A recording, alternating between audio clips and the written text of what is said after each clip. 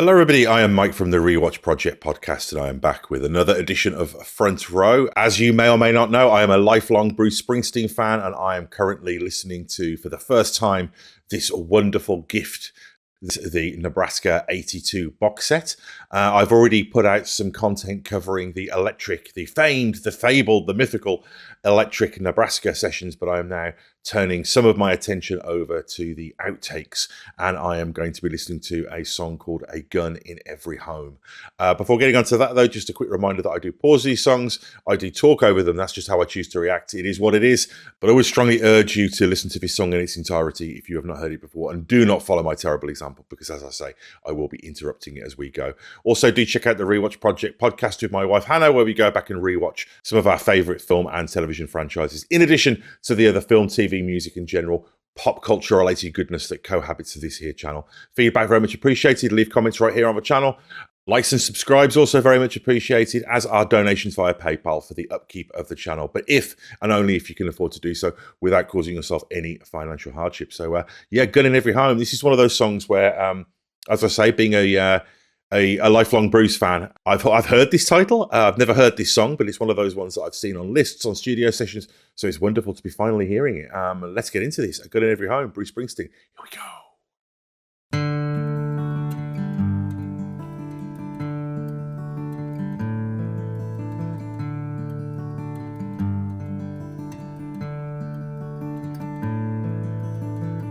I had a dream of the way I thought it should be, so I moved to the suburbs, yeah, just me and my family.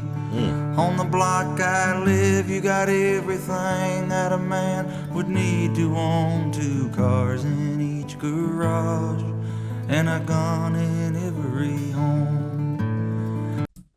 Okay, going to stop there. I told you, I warned you, I do stop these. Few initial observations. What a beautiful melody. You know, there's a real darkness, obviously, to, you know, how minor chorded so much of Nebraska is. This has a kind of prettiness to it, because although it's about fear, you know, like Murder Incorporated, it's about that kind of embedded fear. And what Bruce is doing here in this first verse is he's kind of contrasting the mundanity of suburban life and the sort of casuality, if there's such a word, or casualness of having a gun in that. And that's quite effective. And the sort of prettiness of the chords really does evoke that, you know, the white picket fences, the Saturday morning mowing of the lawn. But underneath all of this, you know, kind of subsumed within it all is this fear of protecting your little, you know, your patch of land. Also, it's worth mentioning that I don't think this song was recorded on the Tascam, the home demo setup in the Colt's Neck bedroom that would eventually lead to Nebraska, you know, as we all know the story, and as everybody will soon know the story because of Delivered Me From Nowhere, which I'm going to see at the cinema down the road right after recording this. It's a Saturday morning here in New Zealand, and I'm going to be probably heading off to see that. But I believe that he did try and re-record some of those songs in an actual studio, but just in those minimal acoustic arrangements. And I believe that was when this was recorded, but I could be wrong. But they're those some top level first impressions. Really great kind of subtext about how we can have these beautiful, content domestic lives, but there's always that fear. There's always that fear that the world could go feral and we have to protect our own. Now sometimes I gotta go away, and I know for a long time I'll be gone. Well, I get so afraid of leaving my baby all alone.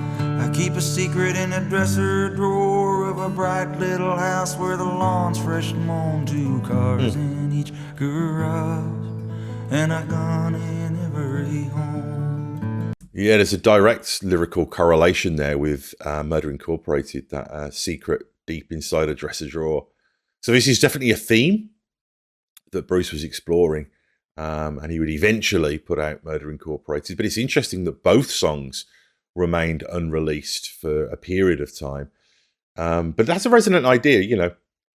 I'm a parent, a husband. You know, I'm lucky enough to live in, like I say, beautiful, sunny New Zealand in this safe little cul-de-sac. But, you know, it's always there. It's always there in the back of your mind. And as Bruce would say later in Devils and Dust, you know, fear is a powerful thing. It can motivate you. It can be manipulated. Really beautiful is an odd choice of word for it, but there is a sort of, you know, beatific elements of his song and the way it sort of circles around and the melody of it and the simplicity of it. It's a very simple song.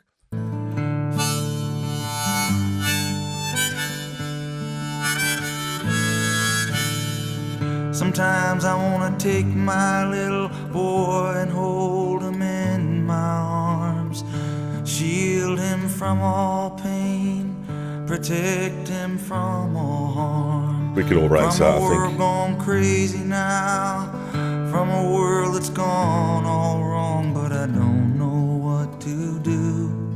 No, I don't know what to do. And I think that's such a relatable thing, isn't it? That's a parental instinct, you know, on a genetic level, that wanting to protect your children, but at the same time, you know, and then that might even be something as innocuous as being what, you know, we call a helicopter parent. You know, being a helicopter parent, you want to release your children into the world to be able to learn and run free, but at the same time, you want to protect them, and knowing where that exact line should be is challenging and ambiguous.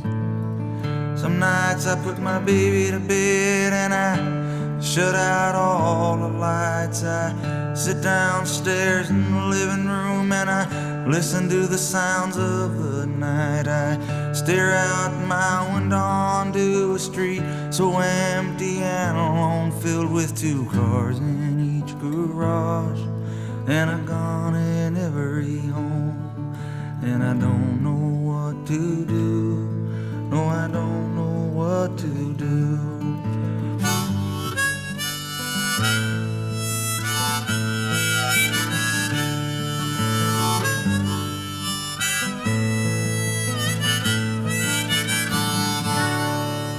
Wow, bravo, Bruce. That was wonderful. Worth the wait.